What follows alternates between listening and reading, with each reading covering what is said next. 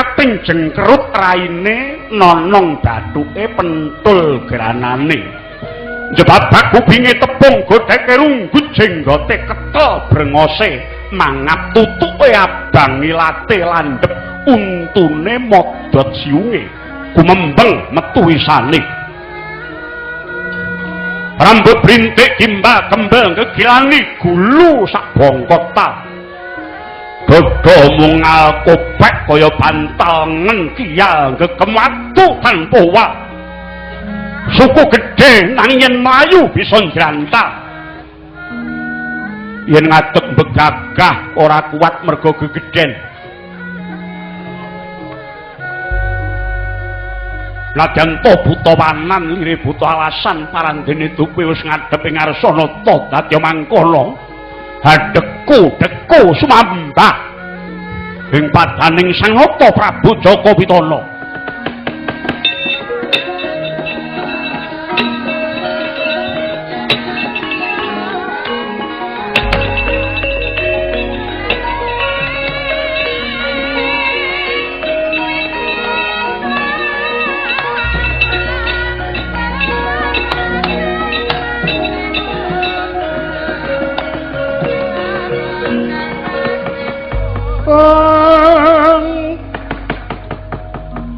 Kalana kalayat takut maringkut ringkut siung nyawa wingis netranira lir surya metaring latri manebak manaut lir singa manap dolawan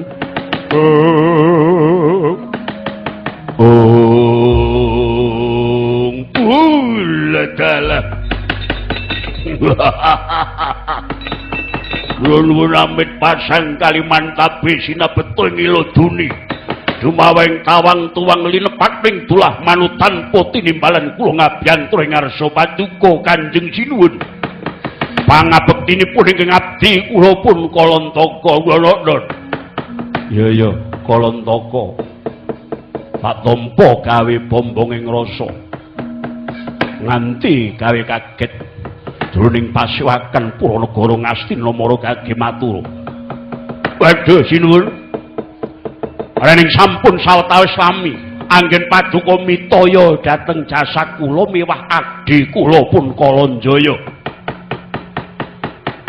dinanggenah mrewasa para Pandhawa sak bajang cindhile Ewa dene pendak-pendak kula badhe jumangkah taksih paduka pambengi jetaning manah sampun ngantos gepok kanca paduka Sinuwun menawi namung pecahing para pranakan Pandhawa miwah Pandhawa pisan cekap wonten ing tangan kula mila benjang dadak ngentosi menapa daya-daya titi mangsa menika kula nyuwun palilah rening para putra Pandhawa sampun kekadar wonten ing Pandhawa Mandala Yudha. Kula nyuwun pangestu paduka Kanjeng Sinuwun badhe kula ringkes para Pandhawa saanake. Yana buta mangsa Gunarpa.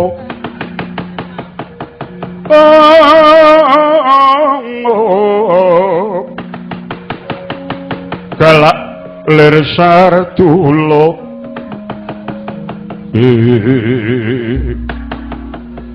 jagat wasisaning Bathara Bathara jagat Kalantaka kula wonten pangendika ing ngadhawu yen tata tira mangkono sira tak pitaya sakutuhe piye marga ingkang mbok tempuh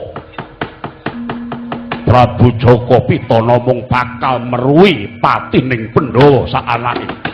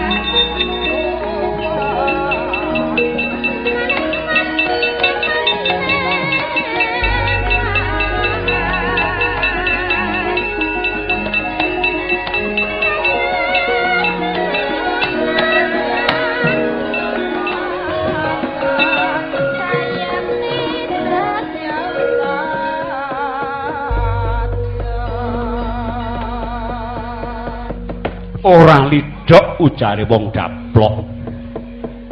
Druna nggih. Menawi ngaten menika ingkang ngrumaos lepet mboten namung ngandika Kakang Penemban Matma Bisma nanging kula gilepat anggen kula mucal muruk dhateng para sata Kurawa lepat. Nyatanipun Pandhawa kaliyan Kurawa menika ngantos sak mangke mboten saged manunggil.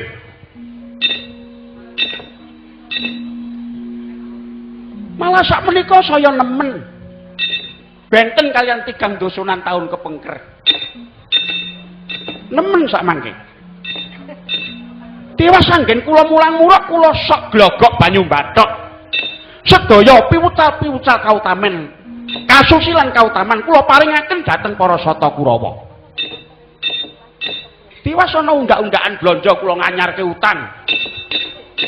Ning nyatanipun Kurawa jebul brengkele atos atine. Sedaya sami damel adeg-adeg piyambak. Perkawis ingkang namung sepele kemawon lajeng dados damel Penemban. Iya. Nek Kurawa disalahke aku ora trima. Sing dandani Ngastina iki sapa? Sing dandani negara Ngastina iki para Kurawa. Biyen jaman Prabu Pandhu negara iki ora mulya. Jaman Sinuwun Prabu Pandhu Dewanata negara iki ora kuncara. Bareng Sinuwun Prabu Pandhu murut kasedan jati kelenggan negara Ngastina diasta dening Kakang Adipati Dastarata banjur lumintir marang ingkang Sinuwun Anggirjaka Pitana. Negara bisa kondang kasusra saindenging jagat. Dasare mubra-mubru makmur jibar-jibur.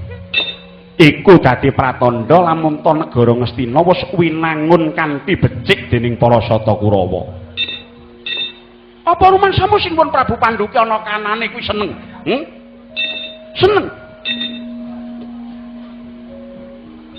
Dalan lan kanggo cara emangun praja kanthi caraning sata Kurawa ingkang ora lumrah kaya mengkono mau mung diancepi dening Sinuwun Prabu Pandhu. Nyatane isih akeh kawulane Sinuwun Prabu Pandhu Dewanata ingkang padha setya kelawan panjenengane. Keagungan kawibawan kalimpatan apa dene kejujuraning pakarti Sinuwun Prabu Pandhu nyata wis diseseni dening saindenging jagat. Najan to piyayine wis ora ana nanging gambare isih padha dipasang ana bokonge grobak. Karo mesem ngendika, "Piye, Bro?"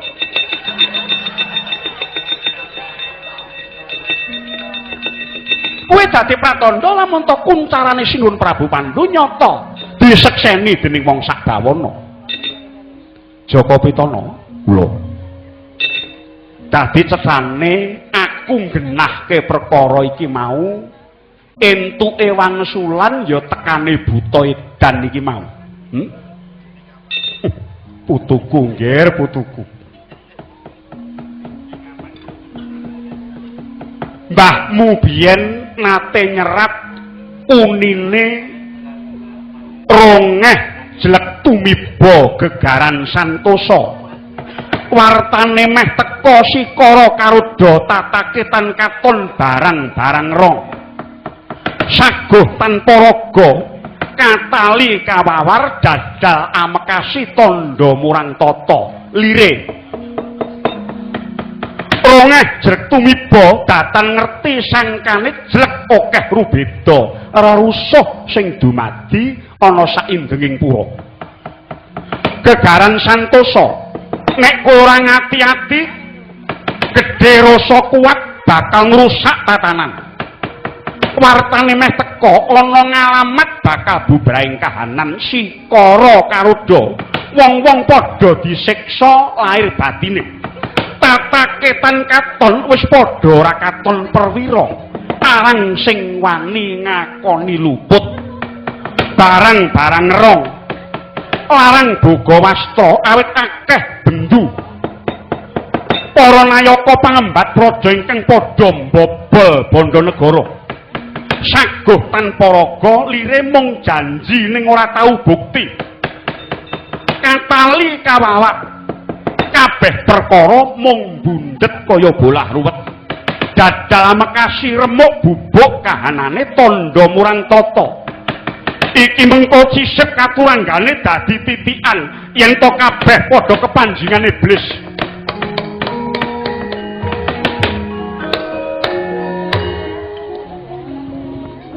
Upama to sing ngrakit guneman kuwi Begawan Bisma ora kok aku gegeden sirah nanging akeh mandine nanging aku mbahmu aku ora kepengin gawe remuk bubuk ing negara Ngastina mangsa bodho sak pungkure mbahmu kang prayitna ngati-ati.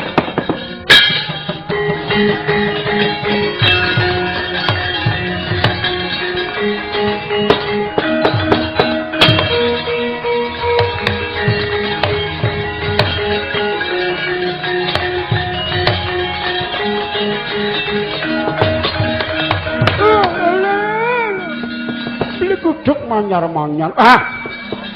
Mengkara gitok kula sareng kula midanget pangandikanipun ingkang yang takandha Sang Mahatma Bisma. Nggih. Kaparna ngrakit kesabaran miwah meninging pangesti nggih nggih. Kersanipun. Kula luwih pitaya dhateng buta kekalih Kalantaka lan Kalanjaya katimbang dhateng Kanjeng Hyang. Paman Sengkuni lewenten pengendika ing ngadhawuh Dite mangsa iki wis cetha kesaguhane buta loro mara kangge prayoga sawekakna para Kakang Sata Kurawa kinen padha ngombyongi paman kawula non nuringgih istaken dawuh ngas pantes bubana kang gantung seba manira jengkar ngedaton paman lahing kono to mau wis titipun ing gati Srinata Ngastunarsa jengkar manjing loka pusantara regetek para pawongan cething kang samya ngampil upacara ngaji sigra tata anjajari sumawur kang sekar hamonca warna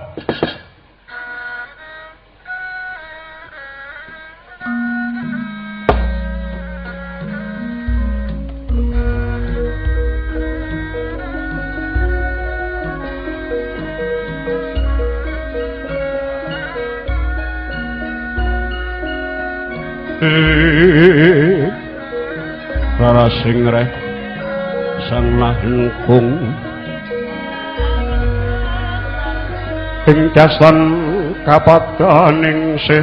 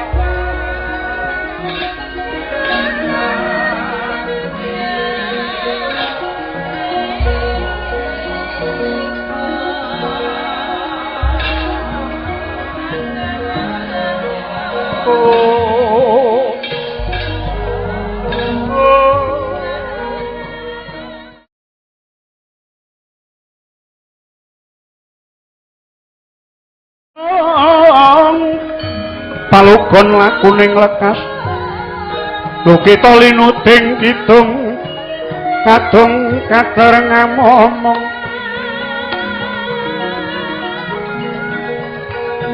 memangun manah rahayu yono tanah golong gumolong manadukara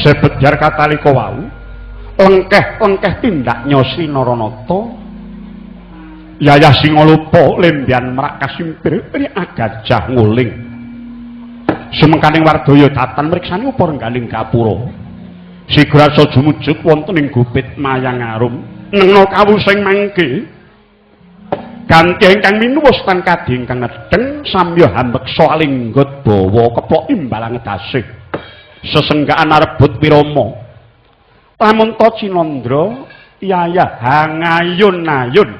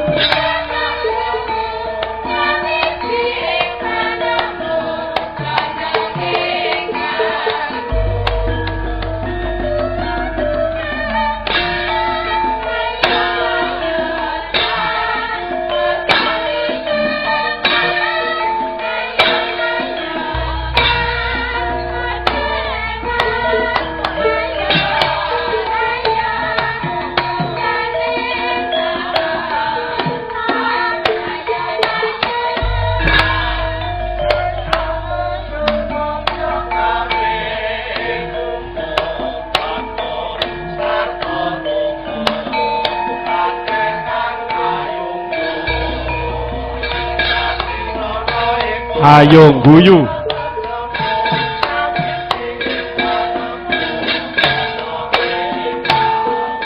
nemon anen lumon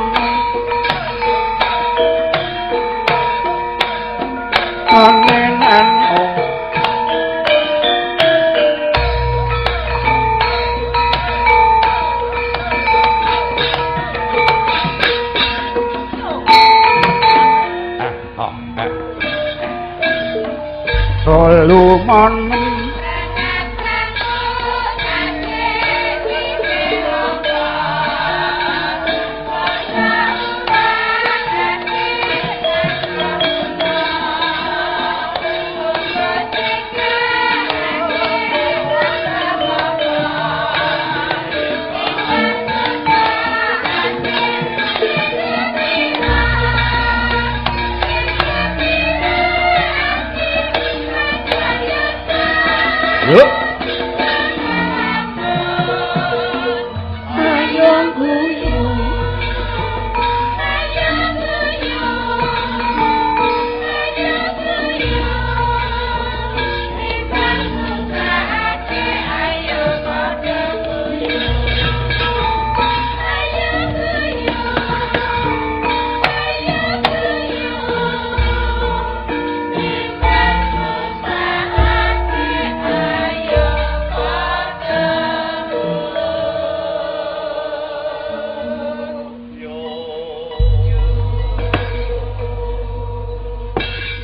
Matur nuwun. Iya, Mas.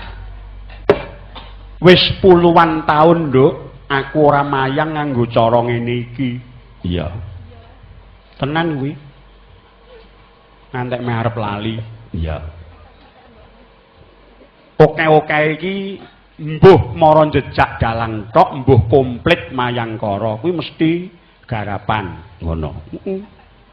Ora tau wiwit saka jejer ngene iki wis puluhan taun aku ora. Iya. Kejaba nek didokumentasi ning ora suwe banget. Wis suwe. Iya. Lah sing kaya ngene iki aja nganti dilalekke mergo mbiyen bibit kawite wong mayang ki ya wiwit saka jejer. Iya. Ya dinggo nostalgia kala mangsane. Iya. Nek kumpul kanca-kanca ngene iki, iya. Mergo ngene ya nggih setemene wong urip kuwi proses ubenganing wektu sing terus-menerus.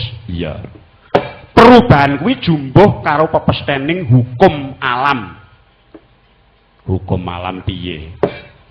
Ya alam iki sing pinangka hukume. Nek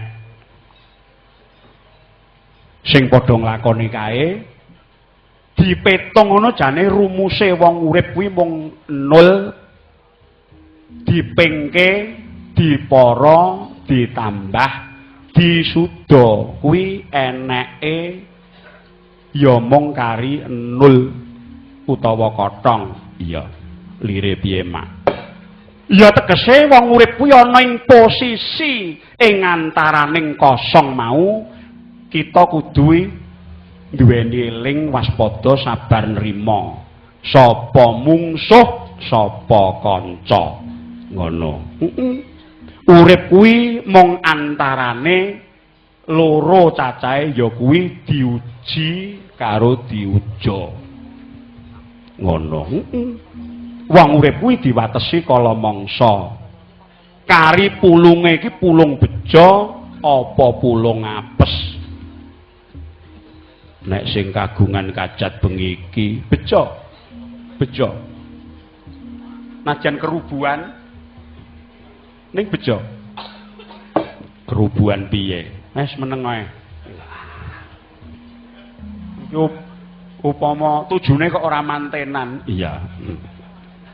Lah ndelalah ujube pangruwat popo sore mau ya wis rampung wis purna kanthi tuntas. Banjur udane mudhun makbres. Iya. Rahayu ya mak. Hidup adalah panggung sandiwara. Adu siasat, ulah strategi. Wah, elok menomongane. Berpacu dalam waktu dan kompetisi, perang untuk berebut kepentingan. Wah, dek ngono. Ah, nek ora selak karo batine wong urip ki kabeh ngono. Mbok aku karo kowe dadi dalang limbuk nyangik ki ya berebut kepentingan. Iya. Wah ning nek aku santai kok, Mak. Sak titahe wae. Arep golek apa ya, Nok? Iya, sing penting netepi wajib rening dicitak dadi limbuk karo dadi cangik. Ya awake dhewe kudu mestuti dawuhe para leluhur biyen sing wis kepareng-paring pituduh-pituduh ana ing jagating pedalangan. Iya. Mulane piwulange panjenengane ingkang winanting pakurmatan pepundhenku Profesor Dr. Sutarno DA. Nalika aku isih sekolah mbiyen ya ijik tak nggo mau kae. Janturan jejer kae mau. Iya. Ya timbangane Surebdata Pitana terus ya tak ganti. Hana nonton ringgit manangis asekel mudah hidepan wus weruh tuwin jan walulang ngono kae sak teruse kae. Piwulangi Bapak Profesor Dr. Sutarno. Iya. Itu adalah mengingatkan kepada kita, ngelingke menyang awake dhewe yen to sejatine awake dhewe iki mung kaya wong ngilo ndelok ayang-ayang. Iya. Wewayangane urip ngono kae. Iya.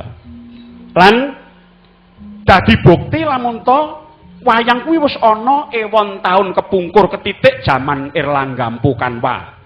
Jroning kitab Arjuna Wiwaha kaya wis kasebut mau nuduhake yen to wis ana wayang jare sing gawe wali. Mbok menawa wali ya mung kari melu ngembangke, nambahi. Nanging sejatine buku Arjuna Wiwaha wis nyebut ya no. Iya. Wah matur nuwun ya, Mak. Mula ya dinggo ning endi-endi dinggo. Ya matur nuwun. Dene aku ana ing Institut Seni Indonesia Surakarta dadi akeh kancane, tambah pengalamane. Wis mataun-taun wiwit jaman Sasana Mulya mbiyen. Rumangsaku mbiyen ana Sasana Mulya kok tentrem, ayem, edum. Iya. Kok ijik manut-manut? Iya. Ora ning apa-apa mbiyen ki nok. Iya. Mergo Pak Gendon ki isih sugeng ya. Wabeh ki do wedi karo Pak Gendon. Ha iya tujune kok aku ora diwulang. Upama aku diwulang ora lulus aku mesti. Iya ngono. Aku nek pethuke mesti nyingkir kok. Engko ndak dikongkon. Aku ndelik nek kira-kira pethuk ngono mesti aku ndelik aku. Iya. Ning sing dadi piyayine Tegas pendobrak tradisi. Sing wis ditulis karo panjenengane pepundhenku Profesor Dr. Rustopo. Nah, luar biasa piyayi-piyayi jagoan kabeh, hebat kabeh wis. Saya mundhak dina, saya mundhak wektu Institut Seni Indonesia saya ampuh. Iya. Armadane saya kuat. Lah wong profesor doktore ya akeh, doktore pirang-pirang. Iya. S2-ne pirang-pirang. Sing urung lulus mung karek 1 2 3. Iya. Ora akeh no. Iya, sedhel engkas. Awake dhewe urip ana ing negara sing diarani negarane wong kejawen. Kejawen. Awake dhewe tinitah dadi wong Jawa. Mula panjenengane Raka Mas Sudarsana Eskar MSI sing cetha nyebut. Panjenengane kuwi wiwit jaman ASKI mbiyen wis dadi kakang kelasku, dadi wis kaya adine dhewe. Iya. Luhoni piwelinge para sepuh lan pepundhene penjane Masdar nggone netepi luhure budaya Jawa. Iya. Janji krungu tembung kejawen mesti dikira klenik utawa musyrik lan liya-liyane. Kudu disawang didelok dhisik ya, Nok. Iya. Kejawen iku ngelmune wong Jawa bab apa wae sing ditindakake dening wong Jawa. Aja nganti gawe rugi lan aja nganti gawe cilakane wong liya, malah bisa gawe seneng lan marem, semeleng pikir lan ademing ati. Ngono. Mula watake wong Jawa sing duwe ngelmu kejawen kuwi mesti andhap asor. Ora ngendel-ndelke, ngajeni liyan, ngurmati para sepuh lan pengarepe, ngurmati agama lan beda-bedaning keyakinan. Mula agama apa wae sing mlebu ana nggone wong Jawa kuwi mesti ditampa kanthi becik. Iya. Sikepe gawe penak atine wong liya tansah budidaya kanggo urip ana ing donya, nanging uga tansah manembah menyang sing gawe jagat iki. Iya.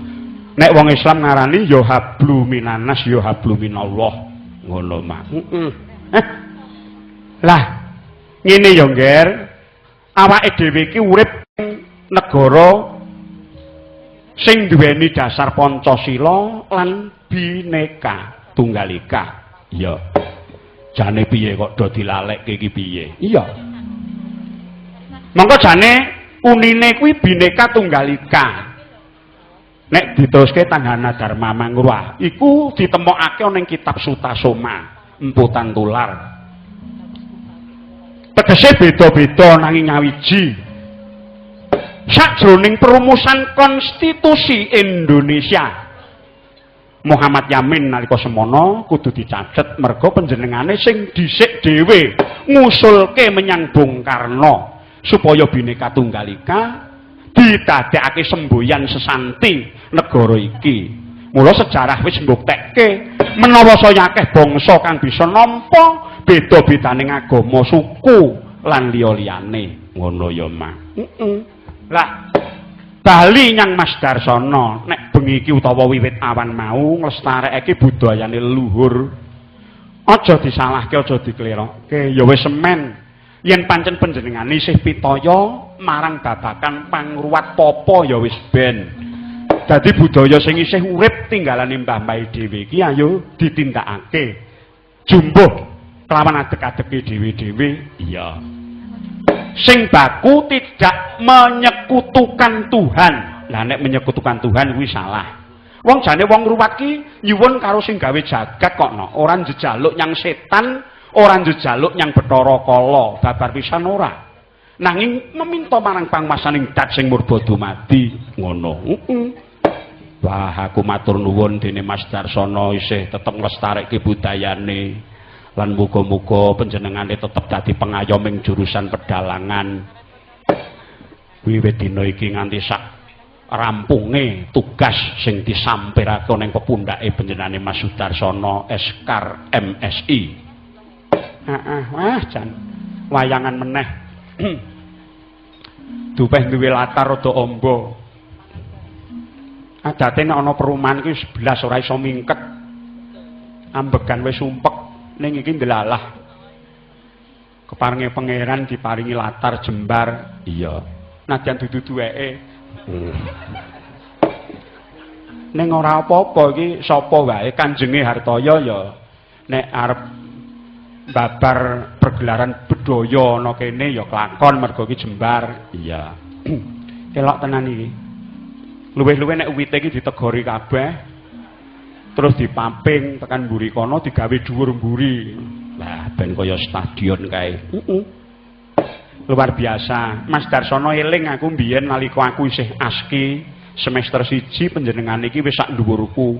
Let pira ngono? Iya. Kondange Darsono Jenggot. Biyen kuwi saiki ya jenggot. Ora pati saiki bojone wis moh nganggo kujengan. Wis tuwek. Urung tuwa. Biyen ki ngagem jenggot kek ganteng gagah, saiki ya ijing. Nggih enom ki wah, ki pancen piyayi mbreset wiwit jaman aski biyen. Monggo jane pondokane iki ning kulon SMKI nu jane ora bejaji jane iki. Ning wong piyayine iki pancen setelikane iki ngasrit kae wah. Angger mangkat nyang Sasana Mulya ki liwat konservatori liwat ngarep SMKI lho. Angger Mas Darsono mlaku dhisik nggawa mak ngono terus mburine iki numpak RX King nu Mas Haryadi. Wah. Nganggo kalung. Oh. Ki Mas Haryadi iki nganggo kalung biyen. Heeh. Iki menep. Wah, elok tenan. Kuwi biyen ki digdaya kok. Aku mlebu aski kuwi biyen ngeri kok. Ndelok ngerti Propanggah, ngerti Suwargi Mas Narno, ngerti Pak Rustopo liya-liyane Prof Tarno, Prof Santoso, wes Mas Bambang Suwarno, Mas Bambang Murtioso, Pak Manto dan lain-lain. Wah, gis aku. Wah, luar biasa. Ya aku ora kleru mlebu rene. Nah, iki entuk-entukan iki. Akeh semester 1 wis dijak Sandosa. Wah, seneng ora jamak. Aku jengkleke wayang ki dicontoni karo Mas Sarwanto.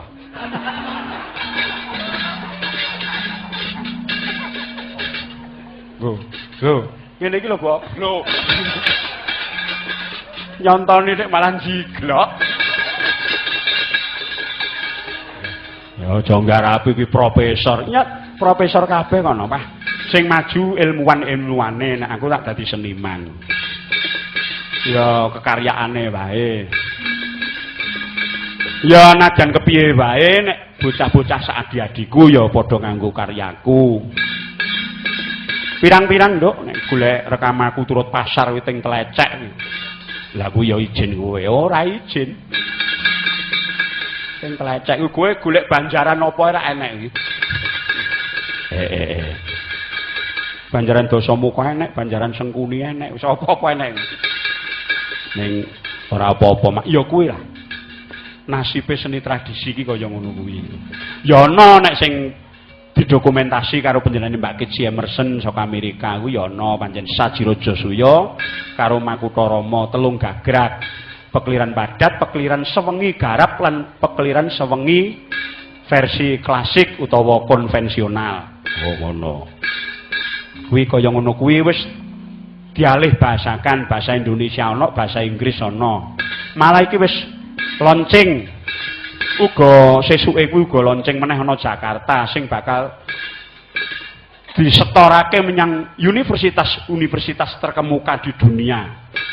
Kabeh bakal diaturi hasil catatan-catatane penyanyi Mbak Kitsi nggone ngrangkum pertunjukanku. Iya.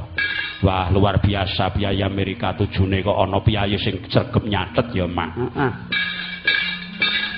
Elok tenan iki sing lali urung tak aturi malah Prof Tarno kok. Nggih, ampun semelang Prof, mangke kula aturi ingkang versi bahasa Inggris. Oh. Pak Tarno Makutha Rama apal kok. Lho nek arep mrisani Inggris Amerika. Iya wah matur nuwun. Iki ngene ya nek penane Mas Darsono kuwi kagungan putra loro cacahe. Iya. Kakung kabeh Gruger Lawang. Iya. Lah reh ning lestarekke apa ingkang dadi isining penggalihe Mas Darsono so panjenengane Mbak Dingtong. Aku nek ngarani ya ngono ae. Nggone kepengin tasyakuran utawa mengucapkan syukur kehadirat Tuhan Yang Maha Kasih ngono kae. Panjenengane ngrawuhake para pepunden, para pinisepuh supaya paring dedonga pangestu rahayu wilujeng kang putra kekalih. Novem Bima Gita Asmara. Sapa kuwi? Jenenge ngono kuwi. Putrane Mas Darsono ki Novem Bima Gita Asmara. Kabeh kok do nganggo jenengku ora.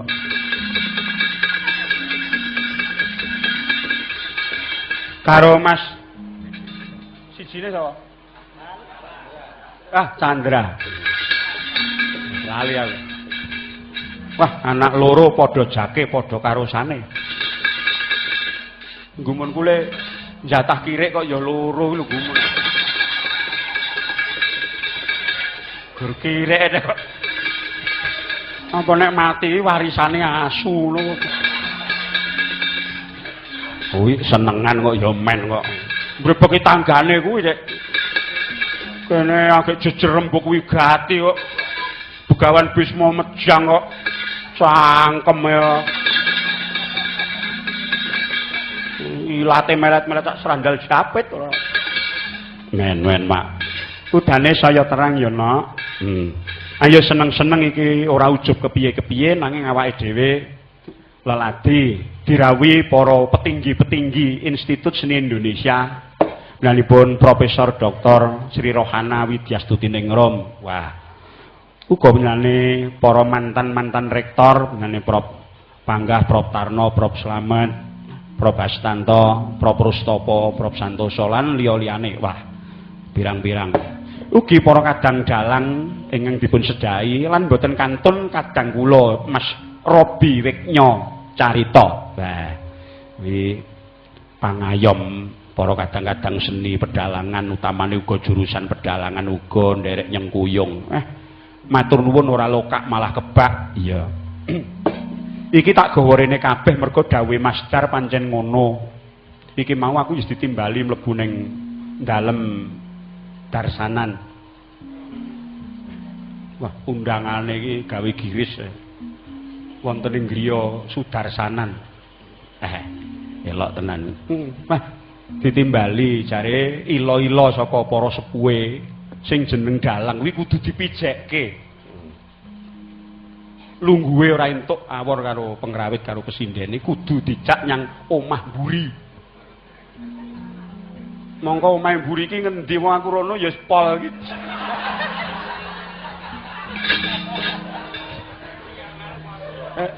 Teng wingking gak wingking. Wingking ngendi aku? Wong madhep ngono ki wis sekolah. Kok wingking ae. Ya semen wae. Mbah nuwun. Kuwi rekake iki nglestarekke cara desa biyen. Ya jarine nek cara Malangan kono kuwi diparingi wak empal, sego lan liya-liyane kuwi dalange dikekke wedang, gelase apik. Iya. Wah, elok tenan matur nuwun. Dikancani nggonku mangan karo penjane Kanjenge Hartaya. Mas Hartaya kuwi. Heeh, Nduk. Enak banget mah masakane Sibu. Mbak Yu Darsana. Iya. Kula nyuwun gungan pinanipun para pinisepuh, para sepuh reda muda kakung putri keparenga paring donga pamuji dumateng pendanipun kang putranipun Mas Darsana kalih cacahipun jaler sedaya kala wau anggenipun sampun nglampahi pangruwat papa nyuwun dhateng panguwaosing Gusti ingkang Maha Wikan mugi-mugi adi kula kekalih nggih anak kula kekalih Chandra kaliyan Novem sageta tetep tarunangung kula bapa rahayuwa wiwit ing dinten menika ngantos sak lami-laminipun. Amin. Tur nuwun. Iki digorene kabeh gamelan Mayangkara iki ya anggonku nek nyambut gawe ya ngene iki. Iya. Mung krawitane sing dudu. Iki saka ngendi? Krawitane iki nek ora kleru saka LP.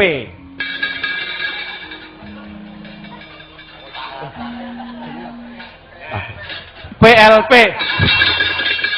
Wah. Yes. Mari kok.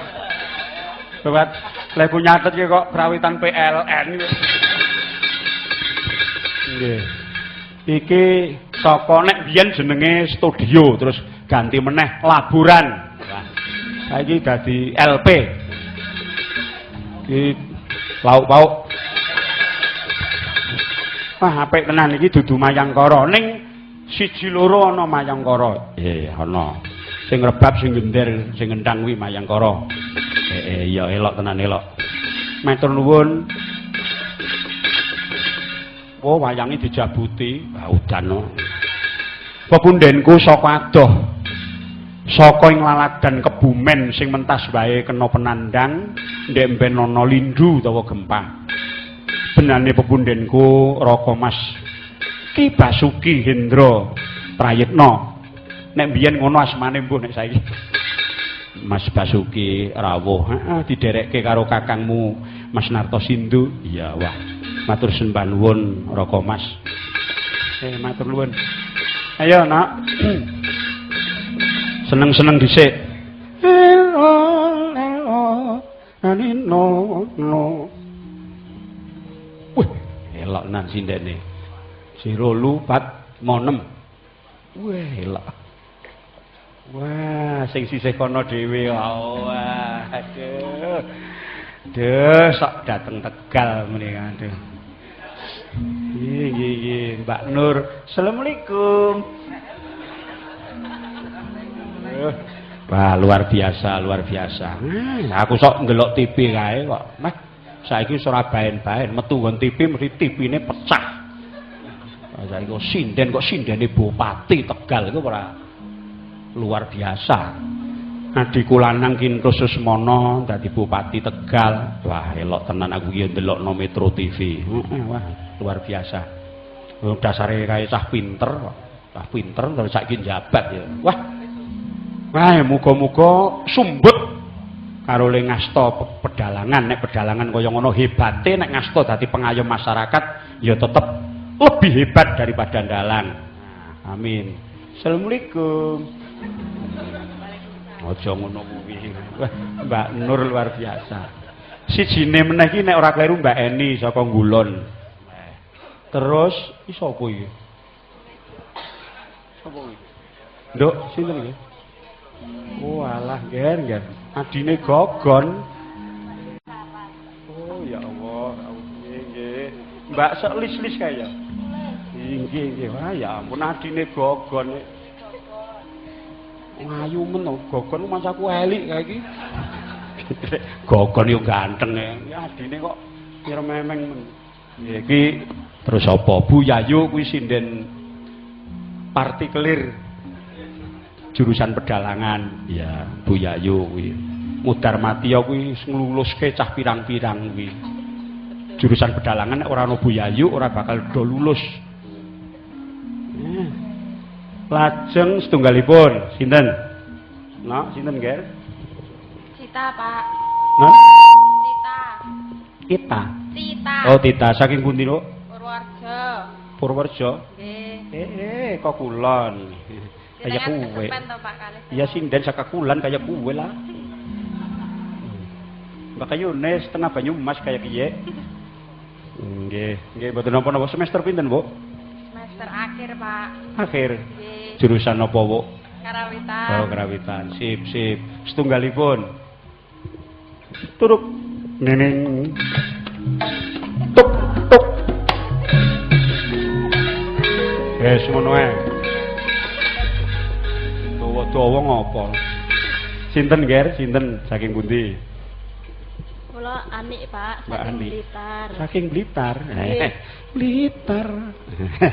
Kutha cilik kang kawentar. Etipeni. Elak tenan. Blitar semester pinten, Kok? Sampun lulus? Dereng semester akhir niki.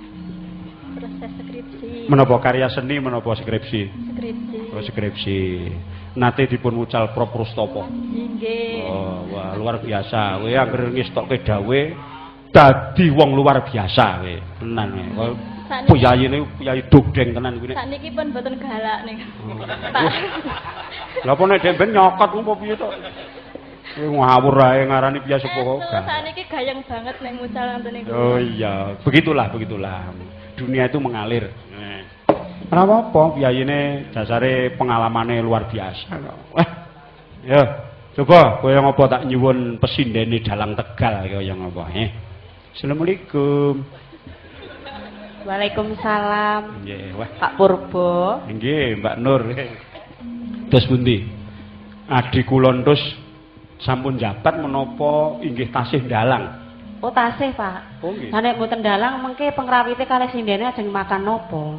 Loh, lah kan punya proyek kan? Oh, bisa diatur, Pak. Mengke nampi job tiap malam Minggu dan malam Sabtu. Oh, ngeten. Wah, pinter. Lah saiki upamane Nggih. Lemayang ki ning Banyuwangi upamane. Nggih. Terus mongko kudu rapat ning Jakarta karo presiden. Nggih. Ditimbali niku terus piye? Kuwi cacane laku piye? Lah pesawat, Pak. Banyuwangi reneng. Enten sakniki. Kowe nek saiki. Enten. Syukur alhamdulillah. Nggih. Luar biasa. Upamane ndelalah ora malam Setu, ning malam hari kerja. Nggih. Terus nek mayang piye? Upamane mayang ning Kediri. Maksudipun pripun? Terus rapat ning Jakarta utawa buka rapat ning Tegal ini terus piye? Ah, nggih sekecane jenengan takut kalih Pak Entus piyambak mawon. Kula mboten ngurusi rapat lho, Pak. Iya, ora ngurusi apa-apa. Ning aku ki dadi kanca niku, aku yo melu gentoyong lho. Sing membagi waktu ki piye? Wong aku dhewe sing mayang mung kala-kala nek karo mulang terkadang ya sok tau telat. Ning tau telat ning aku arang-arang. Aku mesti wong iki aku sosis peketet. Wes sosis peketet. Sosis peketet iki ora denger. Ya wayahe mulang-mulang wae nyambut gawe. Ngopo to nek munyang nganjuk ngene wong apa jam 7 wis tekan ngomah kok. Wayangan sampean saiki iki setengah 4 kuwi wis bubar. Cek terus mlayu kuwi tekan ngomah ki jam 7. Kuwi isih iso mlebu. Ngopo cangkeme kirek ngopo neh kae. Mbut. Wah, wis Padarsono ning kene kae. Lah nek ngingu niku ampun lanang wedok to, Mas. Mas ngingu kirek kok lanang wedok. Karo Budarsono malah jer di jorok-joroke nganggo sikil gek ndang. Kirek ora mudeng apa-apa, Bang. Monggo Mbak Nur. Monggo. Nggih. Badhe ngaturi menapa? Nggih niki sakderepun ngaturaken wilujeng dalu dumateng bapak-bapak dosen sedaya. Wilujeng rawuh lan wilujeng lelenggahan kanthi sekeca. Niki nyuwun pelok 6, Pak. Pelok 6, pelok 6. Muni pelok. Ngimpi. Loh, ngimpi? Nggih. Dek mau bengi ngono kae. Mboten. Oh, si kucing kuwi. Monggo.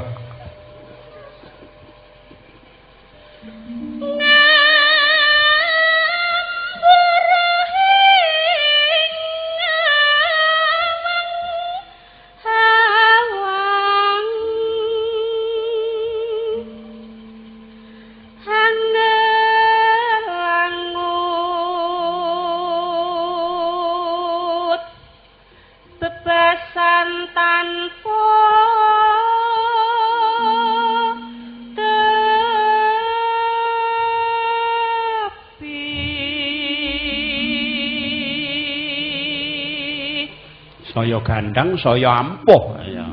Armadane saya kuat. Amin. Saminono kae. Wah, aku kok nek ngono nyalon Bupati Pacitan ya aku. Aku suwe-suwe kok panas aku. Waduh. Kula dukung, Pak.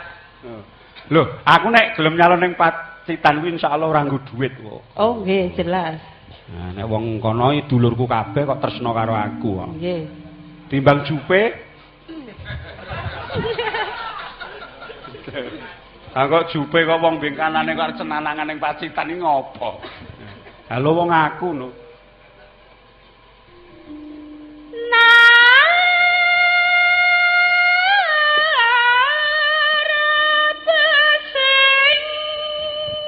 Iki cengkok apa to, Nur?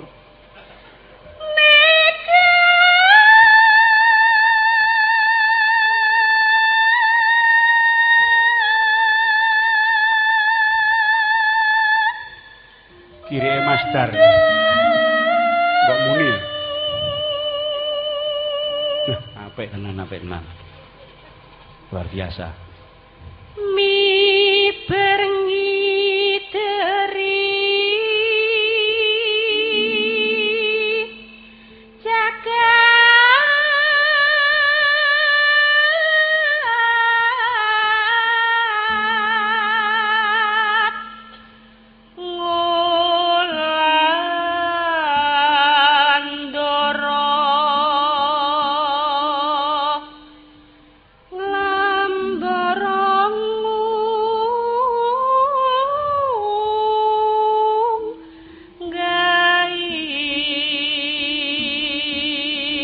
ditulis nute nggah angele.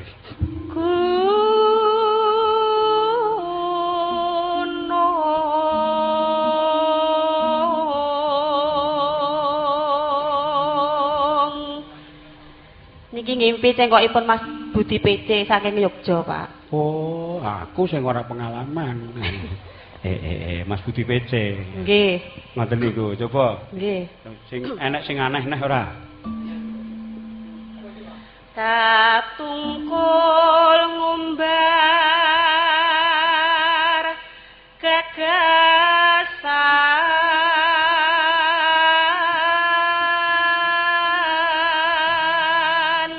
Mbok. Nggih. Awakmu wis tau mireng cengkoke Mas Darsono Krawitan? Dereng, Pak. Ah, kuwi kudu sinau yang Mas Darsono Krawitan. Oh, sing ingkang pundi? Ya cengkok iki, lagu iki.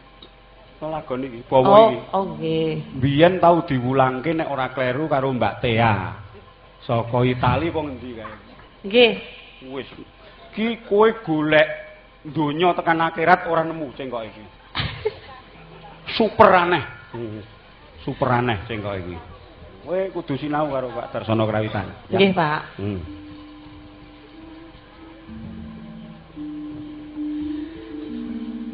Sak temakin mawa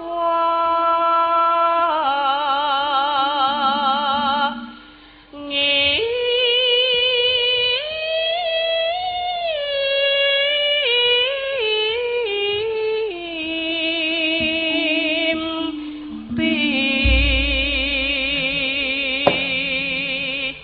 Nah. Monggo. Nggih. Ya ora apa-apa wong budi apa? Ya. Saking rebab nggih. Buka saking rebab, ngimpi.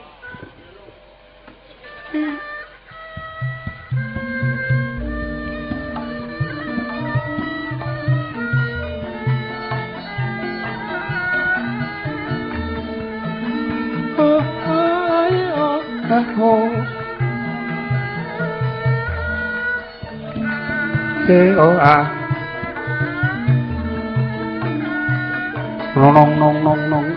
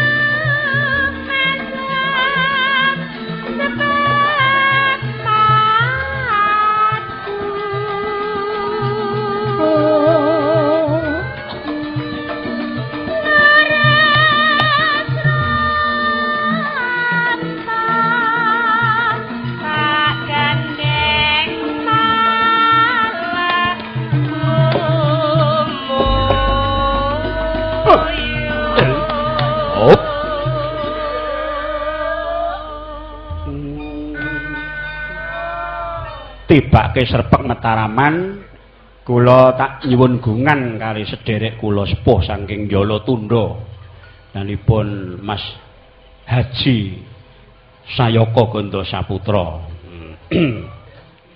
Al Muharram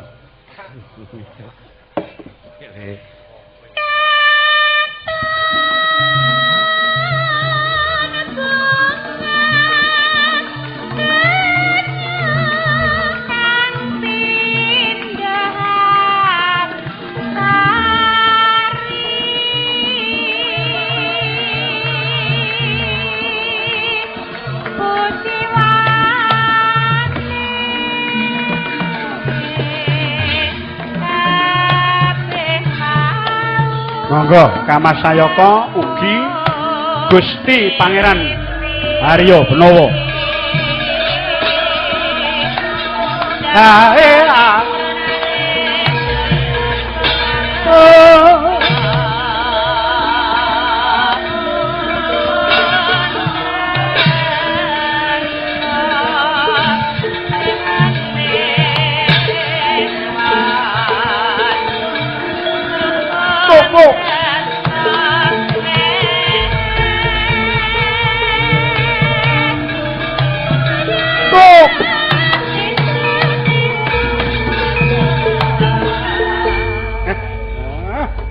Matur nuwun Kamas, Kamas saya Jawa-Jawa kaya wah nyelake rawuh tenan. Matur nuwun. Nggih, sugeng dalu Pak Purba. Nggih, nggih Mas, nggih. Assalamualaikum warahmatullahi wabarakatuh. Waalaikumsalam. Mas, nen benan iki nek enten mriki kudu nganggo carane uluk salam sing duwe omah. Salame pripun jenengan? Yo. Assalamualaikum warahmatullahi. Dadi mandheke ning nggon Mas. Warahmatullahi wabarakatuh. Nah, sekarang jurusan pedalangan itu memang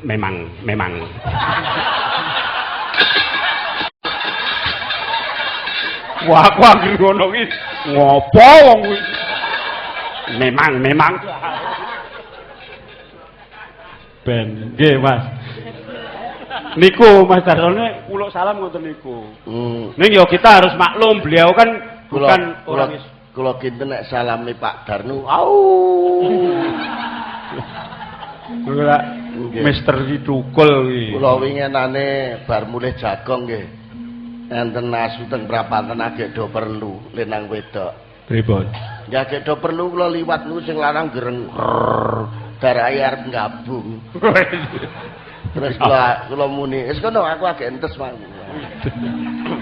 Wah. Pripun kabare anu udan mboten banjir mboten Klaten?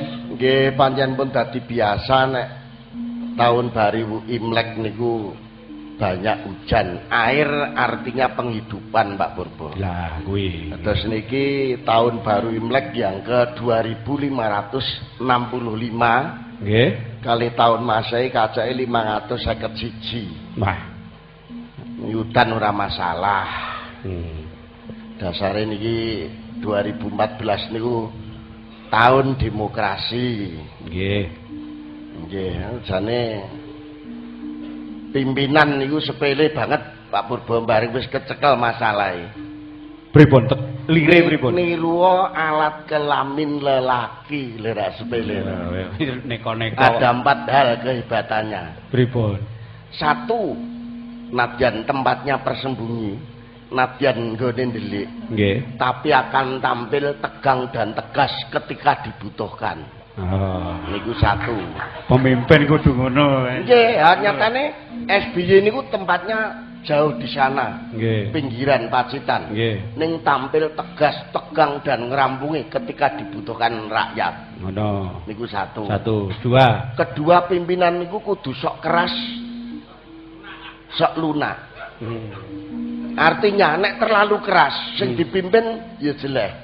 Ning nek terlalu lunak sing dipimpin ndeliyo sakarepe dhewe. Dadi kudu keras ning kudu lunak. Iya kudu lunak. Lah upamane kenek gula. Niku ngen bukune mboten enten keterangan perkara gula. Kula rene. Dadi ajaran kelamin lelaki niku tanpa ada penyakit gula. Wah, iki pinter. Yang ketiga Pak Purbo. Nggih, tiga napa? Menyerang tapi tidak menyakitkan lawan, bahkan membuat satu kenyamanan. Waduh. Catet Prof Sarwanto itu kudu dicatet iki. Lho niki tenan. Ning aja dienggo ning Masjid Kalimasada. Wong salah diwarai kelamin. Yang ketiga, yang paling hebat yang keempat. Nggih. Ketika sampai klimaks kehebatannya. Iya. Nggih mboten? Nggih. Tidak sombong, tidak membesarkan diri tapi mengecilkan diri. Yo, dadi racae nek apa-apa, aja ning aku, gitu ta. Nek niku mboten, bahkan mengecilkan diri ketika ngalumpruk tanpa sampai sukses klimaks yang luar biasa. Nggih. Ora sombong. Lah nek upamane urung klimaks ning wis mengecilkan diri piye? Niku ngen buku mboten enten. Entene ngemung petanggal niku wae. Niki antarane mahasiswa kali dosen jangan banyak bertanya. Ngoten lho. Nggih, luar biasa. biasa. Pak Darsono niku nyanyi kandel imane.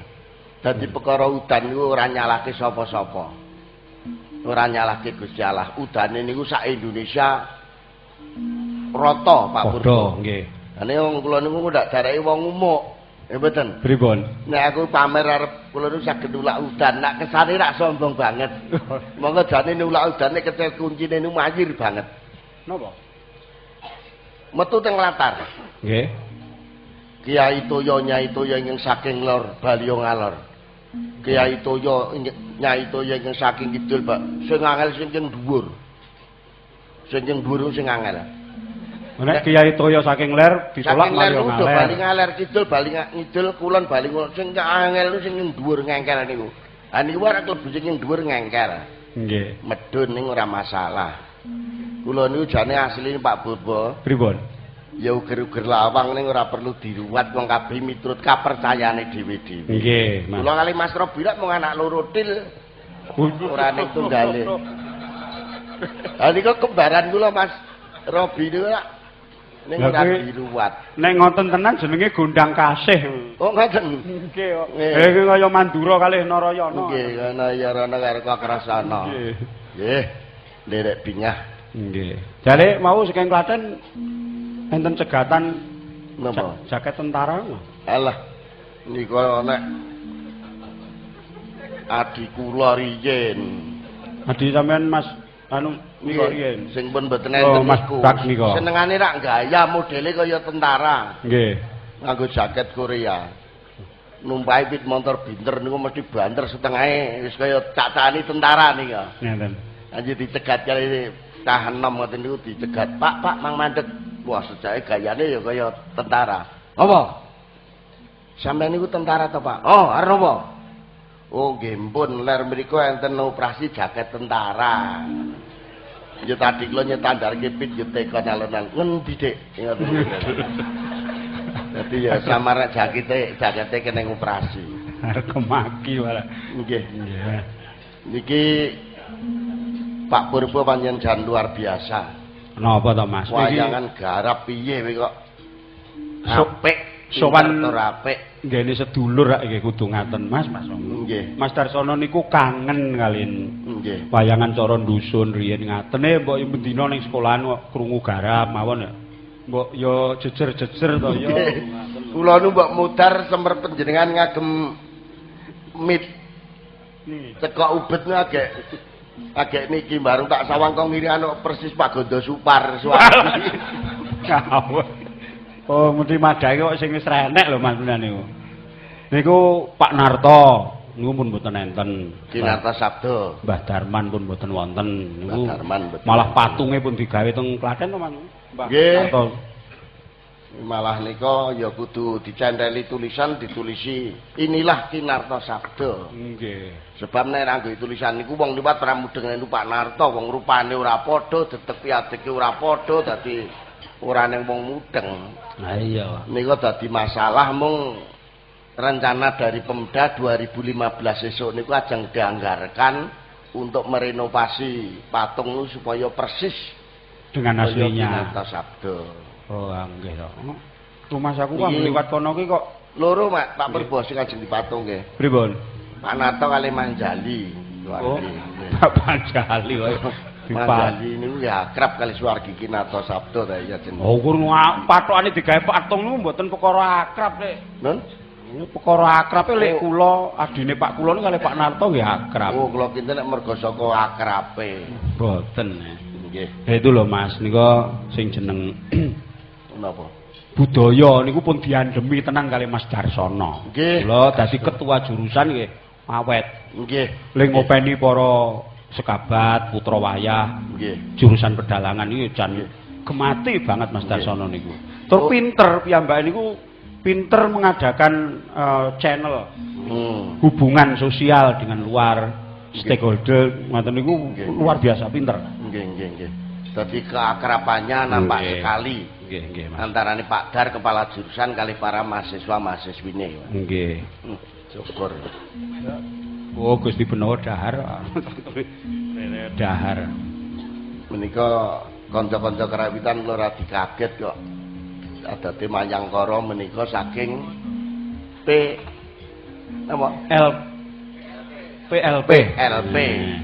Kalian anu Mas, menika gandeng saperangan wonten kanca saking Mancanegari. Nggih. Menika benanipun Mbak Keji Emerson paring sabiyantu gratis. Nggih menika menerjemahkan. Lah nggih kula napa ngikuti nuwun sewu catur panjenengan kula mengikuti mriku wonten kula. Ya syukur nek Inggris apik. Kula luwih mudeng mriku daripada anu panjenengan. Nggih niku satu-satunya di dunia lho Mas. Nggih. Angel lho ngoten niku. Nggih. Wong dalang mboten dinaskah sak uni-unine awake dhewe niki ditulis teng mrika kok nek mboten piyayi ahli napa mboten napa iso nek perkara basa Inggris pian wis ora sangandani kula pun lebih mudeng ngoten kok. Ing atas ora kencan semayan cature kali panjenengan ternyata lebih cepat Mbak Ketsi kok salah. Dadi niku kehebatane Mbak Ketsi niku. Nggih. Pilihan kali Mas Wakidi. Makaten Mas. Pripun niki Pak Purba? Lah panjenengan badhe nyumbang napa? Mumpun nyumbang dereng wau. Lho, asline sumbangan wae. Lah engko lali. sumbangan mboten. Anu mundhut prisa mawon. Kula kelingan zaman Pak Panut Nganjuk kagungan kersa. Pripun? Sore dalang-dalang do nglumpuk ngeten iki. Nggih. Dhisik zaman semonten niku panjenengan sajake sing rawuh rada telat. Nggih. Njut Pak Panut ya dengan tegasnya marani dalang-dalang tamune. Iki engko nek ketrapur gojek ndak do lali ra nyumbang. Ngene ditariki siji-siji durutke kolor. Kaya wong numpak angkutan di bareng wis tekon kali sinten iki. Lho iki oh purba ra ketok apa ya ra titip-titip ngoten niku. Kula nyedak Pak mbok mudar nek kula dipipi ampun slamet kula ngoten nek perkara sumbangan kok sepoto. Nah, wong kula nek mayang teng Nganjuk mesti ditenggani kok. Nggih, matur nuwun pun mboten wonten mugi-mugi mancing swarga nggih, Mas. Nggih. Jan luar biasa. Niku pancen perjalanan alam ngoten niku Pak Purba. Nek menurut panjenengan Mas, mumpung niki nggih malam Imlek nggih. Lan liya-liyane Mas Darsono ruwatan. Nggih. Negara kita yang demikian hebatnya diterjang bencana. Nggih. Pripun Mas? Nek menurut kacamata panjenengan. Wah. Kula mungkin nek muni nggih banyak sing ora cocok Pak Purba. Sebabe ngeten, bencana banjir longsor nasional niki siapa yang harus merasa dosa niku nek kula ya bebasan. Nggih ta? Karena dhek membalak hutan itu sampai ratusan ribu hektar ternyata sakniki dadine kaya ngeten iki. Mula Pak Purba, Indonesia ini karena kompleksnya masalah. Mbok aja meneh kok dipresideni siji wong SBY tok, mbok dipresideni wong 7 ora rampung. Mula kapak-kapakno yang akan datang. Nggih. Pak Jokowi apik, Pak Prabowo apik. Nggih mboten? Nggih. Pak Wiranto ya apik, Pak Abu Rizal Bakri apik. Nek kula tetap satu. Napa? Calon kula presiden. Sinten? Harumai Rama no dadi. Waduh. Nggih panjenengan niku kok mawi dasar napa kok? Lho, satu. Nggih. Niki dienggo dhewe lho, nek ra bola ora tak omongi lho. Mene bane kok bola. Satu, nek presidene Romai Rama. Nggih. Niku bakale enten tunjangan untuk istri pertama, istri kedua, istri ketiga, istri keempat, istri sampai ke 57. Nggih. Nggih. Dan ditiadakan kerja lembur. Karena begadang tiada artinya. Terus ekonomi akan tercukupi karena Romai Rama ketika jadi presiden akan menggunakan sistem gali lubang tutup lubang. Rakyat akan selalu sehat karena diharuskan lari pagi. Terus jumlah penduduk Indonesia tidak akan lebih dari 135 juta. 135 juta. Nggih, sing paling hebat melih niku masalah tentara. Napa? Biyen nak ABRI. Nggih. Nggih to Angkatan Bersenjata Republik Indonesia. Njut didadekke TNI, Tentara Nasional Indonesia. Jengben nek sing dadi presiden niku kanca kula, Romai Rama. Dibalekke nama ABRI. Loh, kok ngoten? Anak buah Romai Rama. Waduh. Elok tenan. Mula sampean biyen nek sepakat iki jadi satu dengan saya, Bro. Memperkuat barisan Romai Rama. Ah niku ijer anu nyemoni Bu SBY wae kok. Pripun? Ani.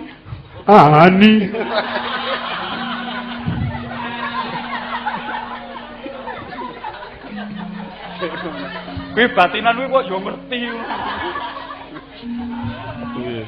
Napa jan luar biasa iki. Kowe elok kok, Mas. Mas, Nun. Mas Darsono niku ngingu sono. Nggih. Prisa ta wau? Nggih. Lah tangga jenengan Sono ra asu to? asu. Nggih. Tangga panjenengan kagungan tur gedhi kula. Wedi lho. Nika niku suwargi nek dalang Pak Purba. Pripun? Sing senengane asu niku suwargi Mahyatno. Kayana kedhen. Nggih. Nggih. Tenggen kula gandeng kula ngerti nek Mahyatno niku kakang kula, monggo senengane asu. Kula tawani, "Kali Mas wonten kirik sae." Ayo kok adana kerdus kula adahi kerdus supermi. Gawa mulih. Nggih. Bareng gomble seminggu niku diterke tenggen kula mulih. Nyok balekke. Lah napa? Ha buntute rak kula ketok modele kaya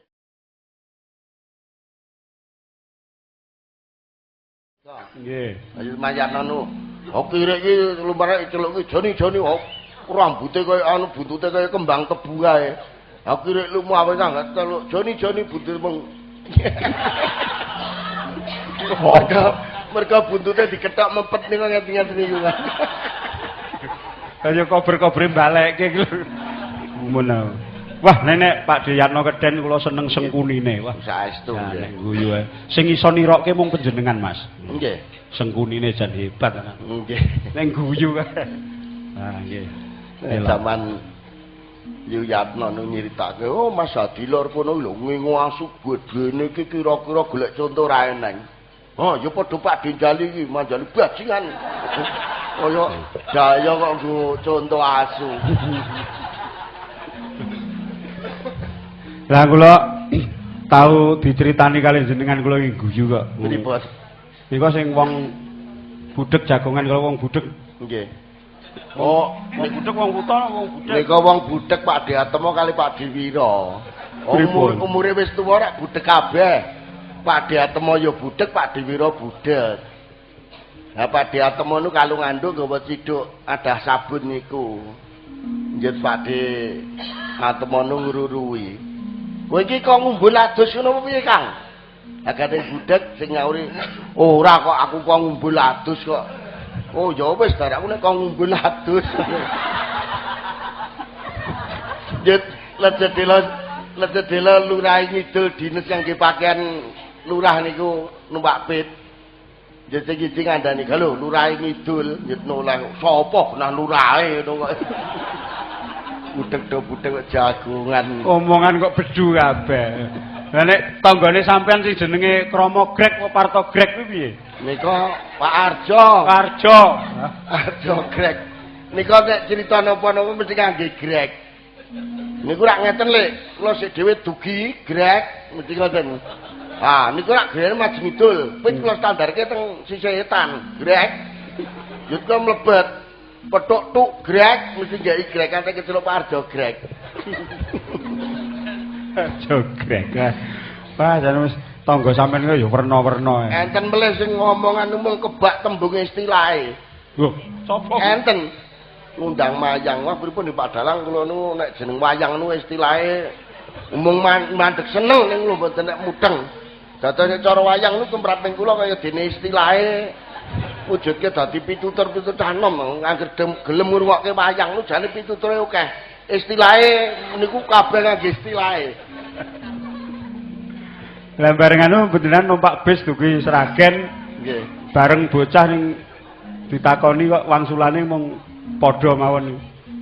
Niku kula golek barengan ngoten niku sak yaketen ora entuk. Lha pripun? Munggah king Tasura mriku beto garan wayang. Gapit to? Gapit niku tak jenenge rak cempurit. Nggih. Niku jane tekon kula ngeten iki namine pencurit nggih Pak. Jane jenenge cempurit. Sing tekon niki ngeten iki pencurit nggih Pak. Kembangane utur nggih kula ngoten. Wah, ngoten iki nek damel angel nggih Pak. Nggih kula ngoten. Nggih garan wayang Pak. Nggih. Nek ngoten jenengan kenal-kenane bangsa dalang-dalang Pak. Nggih kula ngoten. Kula sawuri nggih tekan Sragen. Lecet delo nyambut rae Pak. Nggih, wong dinggung ora bul ngoten ngempake balik iki kula matur nuwun nggih Pak. Nggih. Diwangsuli nggih sae. Ya to kula dongak-dongake muga-muga entuk barengan ngoten niku. Saya keten mboten petuk kok. Kumbareng kocapa seje dina melih wong perkara peristiwa bis niku kula pirang-pirang Pak Purba. Pripun? Ajeng teng Surabaya. Nggih. Lah kula niku gandeng bis Jawa Timuran niku apik-apik ngangge tip laras-laras campur sari niku. Nggih. Kula keturon. Kula niku keturon. Lah lek keturon ora genah wis pirang jam suwene. Tekan Lecet dela niku kula cangkeme keneke sing numbak cucukan niku. Surabaya, kula medun, nah wis tekan kula. Kula nyeluk wong becak. Mas, mang terke ten Jalan Darmo 1. Pundi niku, Pak? Surabaya. Wah, modar ngoten, Pak. Lho, sampeyan golek det apa mboten? Oh, golek det mboten enten, Pak. Wong ngebis kok anu becak kok mriki Surabaya. Lho, mriki niku pundi? Mriki niku Sragen. Oh, sing tumbak cucukane cangkeme keneke kok. Surabaya ngerti kula nek wis tekan ngoten. Nek kenek sing nganggo aturan kok mesine matur dhateng para penumpang sedaya. Ngaten pirsa bilih menika sampun dumugi Sragen. Wondene ing badhe tindak Surabaya tasih sak petawis tebih. Atur kula mboten perlu kula panjang lebaraken. Nggih ta? Nek terlalu panjang mesakaken ibu-ibu, nek terlebar mesakaken bapak-bapak. Akhirul kalam wassalamualaikum. Warahmat. Lah nggih. Ora anu kok Surabaya tuwa kula medun. Ha niki sing dereng suwe niki nggih melih. Napa melih niku? Kula kenging Yojo. Nggih. Kula omah kula Klaten kudu nek medhin terminal Klaten. Paling mboten nek terminal Penggung. Nggih. Lah kok kula linggih teng bis ngeten jok sebelah kula kosong. Enten cah wedok cantik ngeten iki. Nggih to nganggo kathok sinanu niku ngombeni anake nangis kekitrang nika. Ora. Apa tanpa wige-wige nu ngetokke anggo peta badan mak kruwel. Tak lirik mungup-mungup kaya glathik wingko nika. Dilulah-lulah ki cangkeme anake abot sing nangis. Ha kok cangkeme mbokne, arep ora? Nek arep tak keki Pakde lho. Nuding kula. Piye? Lah jenengan pripun niku, Tru? Kula niku hebaten to, mbok yo kula ngoten. Wah, jan cangkem kok sak penake dhewe mangsane omongan niku tanpa resiko. Piye? Arep ra, anake abot sing nangis. Nek arep tak keki Pakde lho. Kula sing dituding. Aku nganti terminal Klaten ki urung entuk keterangan. Kula bablaske Penggung kok urung entuk keterangan. Kula medhun to Sura. Kula genahke, Dik. Kula griya kula Klaten kudune medhun terminal Klaten. Gandeng dereng entuk keterangan niki genahe pripun? Kula sida mangke niku kula dembok mawon kok. Genjuk-genjuk nika. Sida mangke iki mboten. Terus bareng ngaten iki. Oh, anake purun kok, Pakde. Aku ya, oh ala pancen cah biajiret ta. Kene sing arep-arep. Ning golek barengan ngoten niku nggih angel. Angel. Saya ketuk dereng itu. Dereng. Niki nanjaki kinten napa sak lagu? Sak lagu. Terus Gusti Benawa diatindak mriki. Sik sapa ya iki? Sinten? Mbok nek niki karo mereme. Apik. Ketika ndi apik mesti. Nggih. Sing pundi? Ya niku sing nomor 3 saking mriku. Sing suwe ora tau ketok. Niku adine Gogon, Mas. Nun? Gogon sing gawe wayang niku lho. Oh, Gogon niku. Oh, kula kinten nek Gogon Pengging. Sanes. Gogon STSI anu isi. Pakde Sayaka. Weh, jan. Asmane sinten, Bu? Sulistyarini. Walah, lho jeneng iki apik ngoten niku. Nggih. Jeneng wong biyen niku mung sarwa mangap karo mingkem. Iya, ora kaya Tuminah. Lah, Madinah. Nek mingkem ya Tukinem, Wagiem, Tukijem. Saiki kok apik-apik men. Sinten mau? Sulistyarini. nah ngono kuwi lho Mas. Sulistyarini ora kaya sindene sampean sing saka Bengking kae kok sinden kok jenenge Pademo. Kula menar njaluki gending iso pekewo kok. Nyuwun bawa ngimpi wekdal monggo Bu Pademo dadi sinden kok kaya dukun bayi Pademo. Mbak Sulistya Wati. Sulistya. Monggo pun sak paringe mawon. Nggih. Wah, kanca-kanca institut seni komplit lho Mas. Nggih. Komplit banget jurusan tari, kerawitan, pedalangan, seni rupa. Nggih niki ngetokke kerukunane. Nggih. Keluarga besar STSI Solo. Isi Nen? Institut Seni. Institut Seni Solo. Nggih. Siang wau Murwakala sing asta adik kula. Mas Joko Santoso. Joko Santoso. Nah, apike mbuh nek ruwatane bapake Joko nu kula wis kerep. Oh, Mbah Manjungan. Kerep Mbah Manjungan. Wah, ruwatane hebat. Nggih niku Pak Manjungan iso kula nggih banyol anakku niku jejer pisan niku. Anakku wedok oleh wae bakal tok pek bojo. Asal wayang iki nganggo asal. Niku mesti ngenteni suwi kok. Anakku wedok oleh wae bakal tok pek bojo. Asal kaya aja sing mayang santai penek ra ndek beban nika. Ha wong aja meneh ngono Gusti Benawa wae ya tau kleru kok. Pripun? Sigra kundur ngedaton Nalendra Ngastina Prabu Duryudana kadherekaken Bapa Durna. Mboten kleru pancen Gusti Benawa nutrisi ponakane Durna kok. Tapi Gusti Benawa nu nek jantur wayang mesti kaya sada isih waris nika. Nika Ki Haji Insinyur Warsena Sleng. Nggih rawuh. Rawuh. Nggih. Nek insyaallah akan mencalonkan sebagai anggota dewan dari Nasdem. Oh, nggih nggih. Nggih, seniman meneneng wakile. Wah, ya nika mboten kok cah nganggur pengen nyambut gawe dadi DPR mboten.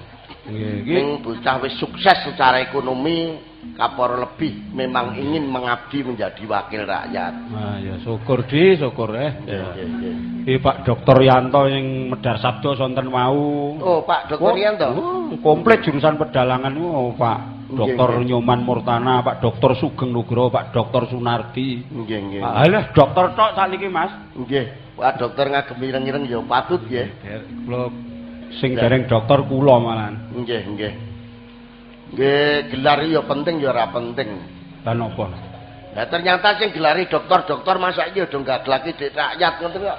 Lah sing pundi? Sing korupsi nika kan dokter isi kan mboten. Nggih. Oh sing mriko-mriko to. Artinya gelar niku ya penting ya ora penting. Nah, ngeten nggih. Pinter nek pintere nggo ngapusi rakyat kan apa artinya? Ya toh, Bro? Oh iya, jelas. Beras irisik murah zamanku.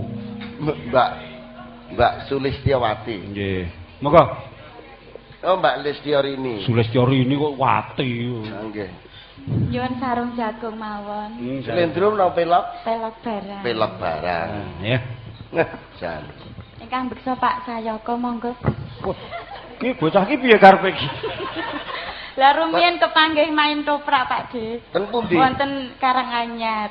Oh, nika. Nggih. Pak sampean beksa. Nggih. Saya sangat menika. Nggih, ndempen bar nika kula ndelok teng ngendi Pak Purba? Di masa. Balik Kambang. Oh, Balik Kambang. Mar dadi rame karo dadi ratu ngono kok. Wong cangkeme ratu niki sak penake mangsa kelangan pusaka sing didakwa patihe. Monggo aku ndelokke sur iki jelas pati iki ra nyolong. Aku yo ra penak wah ini ra ning ketegasane wong delok. Aku munggah tak tegasi. Kowe aja main geng-gengen kowe dadi ratu. Patihmu ku ra nyolong aku ndelokke sore. Kowe iki sapa? Aku wong delok aku. Jane tekan kantor polisi. Mesake patihe Pak Purba. Wonten dingkluk. Ah. Ning ngangger ngomong ketoprak terus kelingan oprak kali panjenengan kali Gusti Benawa niku lho, Mas. Nggih. Wah, jan syuting Indosiar niku. Nggih. Ah, wis. Gusti Benawa iki jan marake kobong. Ingkang wantun mapakaken prajurit Tatar menapa Rangga Lawe sanes menika kula. Monggo Rangga Lawene Gusti Benawa dhewe. Wah, Modyara ngono. Terus baleni neh. Nggih. Bareng kepindhon sepatu kucul. Oh, sampean bareng dikabari patalane ning ula gedene sak naga di Purba sing arep medhun iki anu slope iki gigal dadi kaya cah tetak anyaran niku. Iki pun kesuwen mboten ngetoprak Pak Purba. Lah nggih, pun kapan-kapan ten Gebang kenging. Nggih. Ndek kemis ngetoprak lek kula gandrung ora tutuk yo wong bojo kula bareng do ndelok sidane kula gandrung ki malem Minggu teng Prambanan. Dek, gandrung nek liya dina iki piye? Ha pupung bojo kula ora weruh. Kula jali anggon iki mulih gandrunge dhewe iso tutuk pindah ning Prambanan kula. Elis. Mbak dibawani, Pak. Buka saking Gunung. Wah. Iki asline ning bawane kok. Bawane pripun? Lho, Asmarandana pelok barang. Gegara wong agami tutu watu tutu gunung. Niku pocong. Nah? Pocong. Oh, apa Asmarandana koalisi karo pocong. Koalisi, ora kualisasi. Iya, Bu. Mas. Iya, Bu.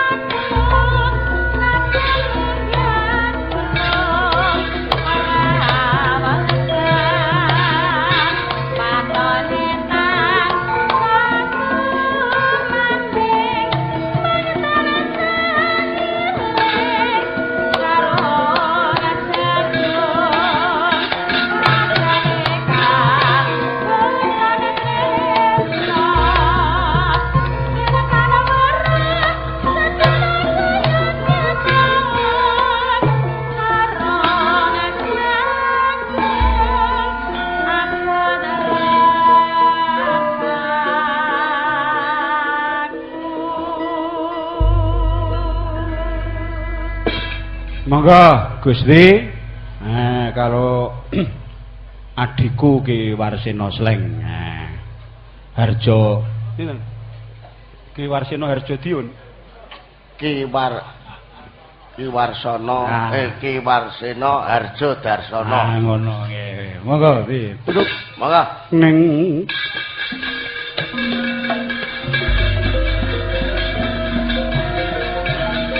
iki mawon iki. oh. Tok. Mekipun begini.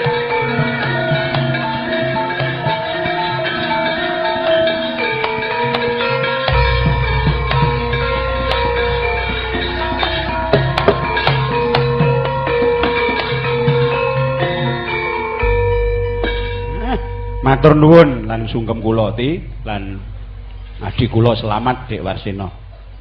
Nggih. Mriki ingkang wonten mekipun, Dik.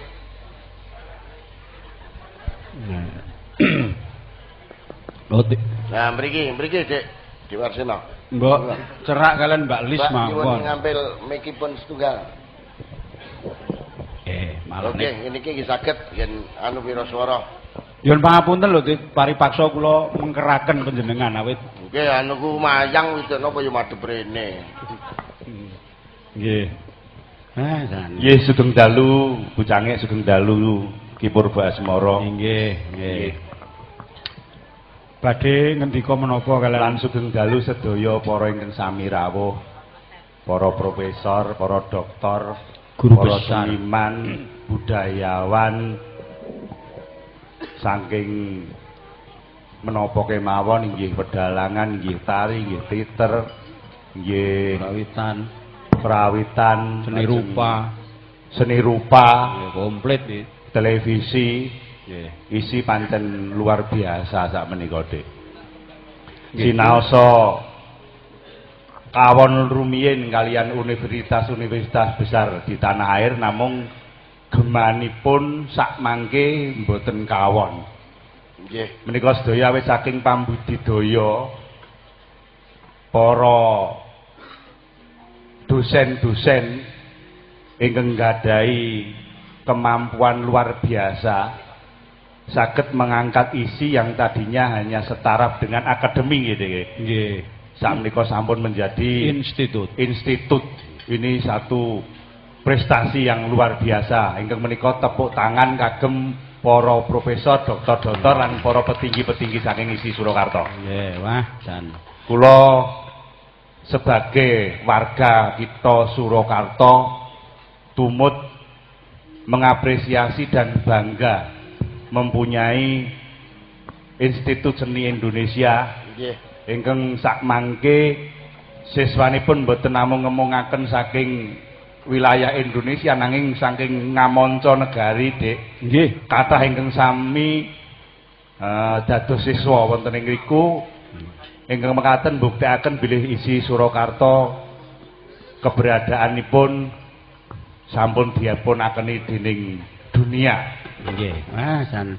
Mila nggih isi piyambak wiwit jaman aski ugi ngaturaken panuwun lho Ti dhateng Karaton Kagungan Dalem Surakarta Diningrat. Sedaya kala wau kedah diwiwiti saking ingkang boten skeca rumiyin Dik. Nadyan nalika semanten sarwa terbatas wonten panggenan Sasana Mulya, panggenanipun nggih sak wontenipun. Wah, nanging awit saking pambudidayanipun para her-her, para pinisepuh, isi luar biasa berkembang sak menika dados gilani Dik. Nggih, wah Upami kula menika tasih nem, kula kepengin kuliah dhateng isi. Nek tuwa ngeten iki wis ora entuk nggih Dik. Oh, asal mawon. Oh entuk. Watonipun lulusan SLTA. Nggih.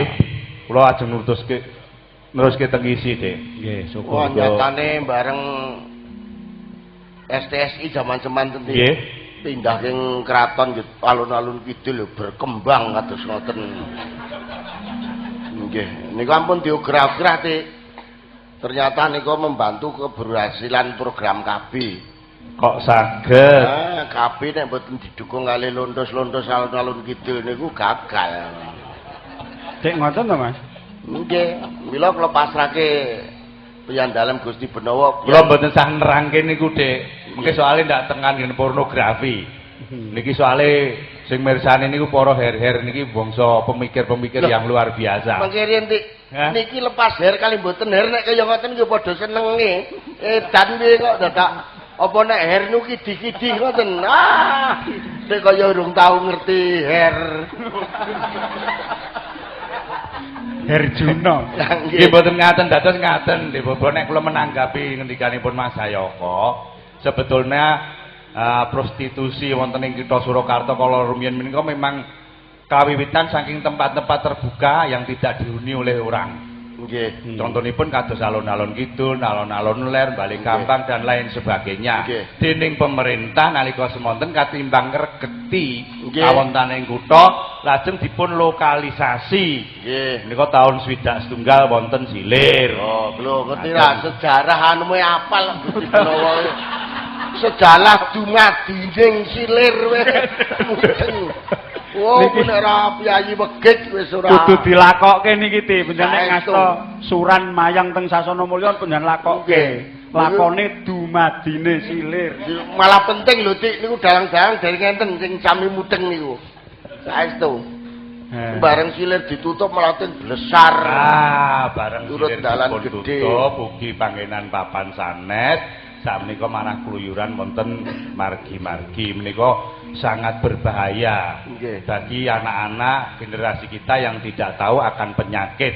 Amargi wonten ing Kitha Surakarta Dik Purba pripun menika nuwun sewu dari sekian ribu jumlah manusia WTS itu hampir 35% itu terkena HIV. Penyiar sangat membayangkan kalau generasi kita sampai mencoba-coba melakukan hal-hal yang negatif, wah rusak bangsane awake dhewe. Kula dek tahun baru sedina selalu gerjah nih lho Dik. Kula merlok teng Silir Dik. Lho. Lajeng napa wong kula gagas tahun baru ki cah-cah ki ya do praktek apa ora kula ngoten. Kula klithik-klithik numpak pit motor kula standarke ceklek. Entene cah wedok cantik rada ayu lemu niku Dik. Oh sing kambine abang. Nggih. Nah, kula gandeng ya wong ahli deklamasi Jawa. Wah, ngoten. Nggih, kula kaya dene nganggo geguritan niku. Semarang Dik pagre boto, kuburan nggo mendem mayit kula ngoten. Terus jangan karo sapa iki ning cah pupuran ning golek dhuwit kula ngoten. Kok bocah belani nggih pinter Dik. Maca puisi. Lulusan isi jangan-jangan. Sajae ngisi aja. Nggih. Mereka nggih nyauri kok. Nggih.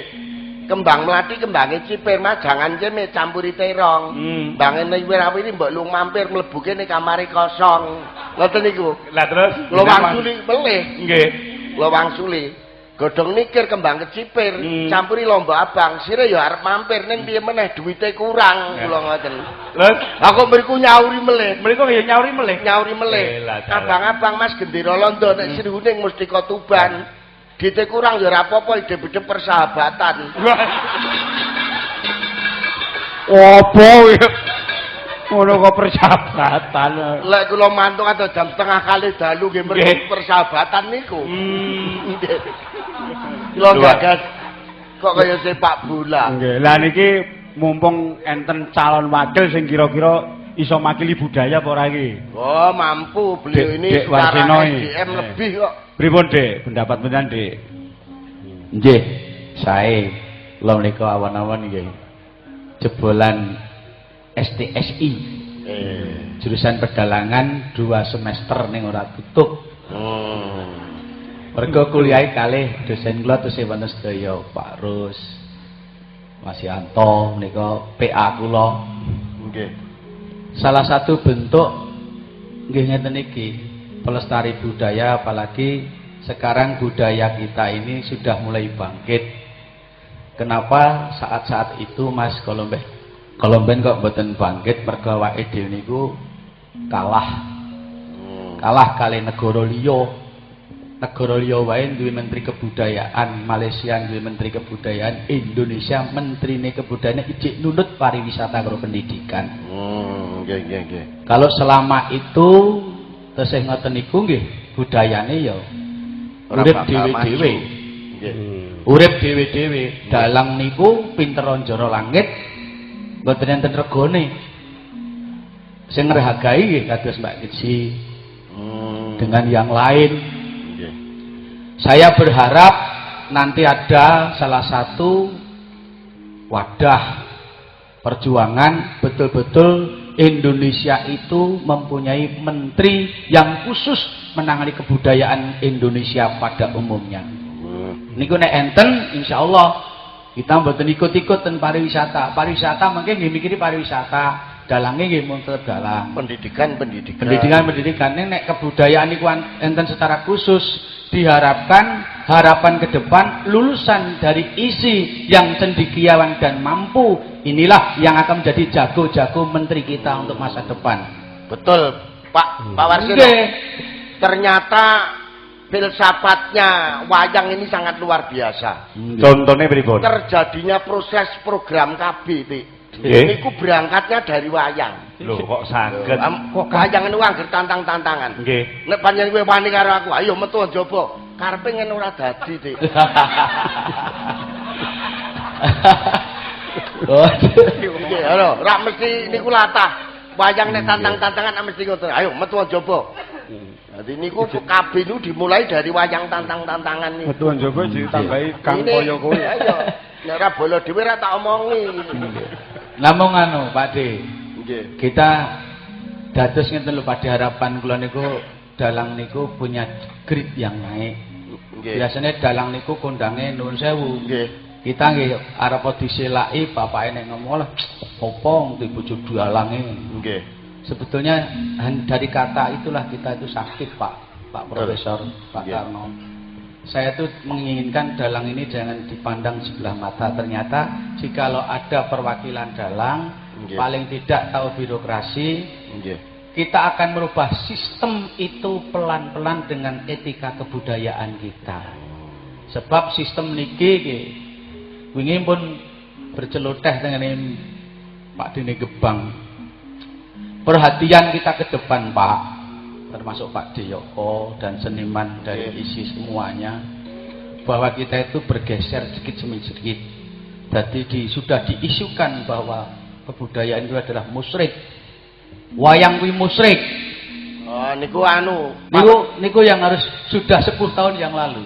Kebetulan analisis itu sampai sekarang saya teruskan, mau membuat paper saya sendiri Pak D. Bahwa pergeseran ini sangat tepat sehingga akan memisahkan jurang kita kepada lingkungan masyarakat dan lingkungan keluarga kita. Niki nek budaya niki diteruske ponto wayangan niku malah nggo mawon rame-rame hijrah te negara liya.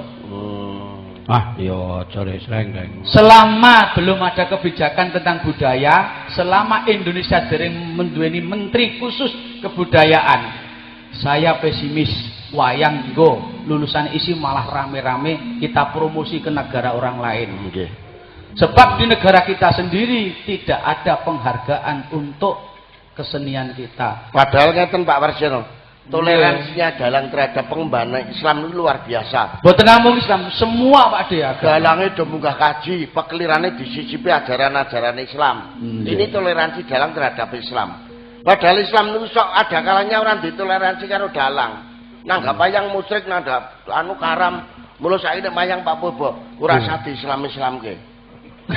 Ya ora? Kok wayang kok di-Islam-Islam? Ora eneng kae senggaan sinem kae rukun Islam iku ana 5 men ora men urusan kono dhewe. Nggih,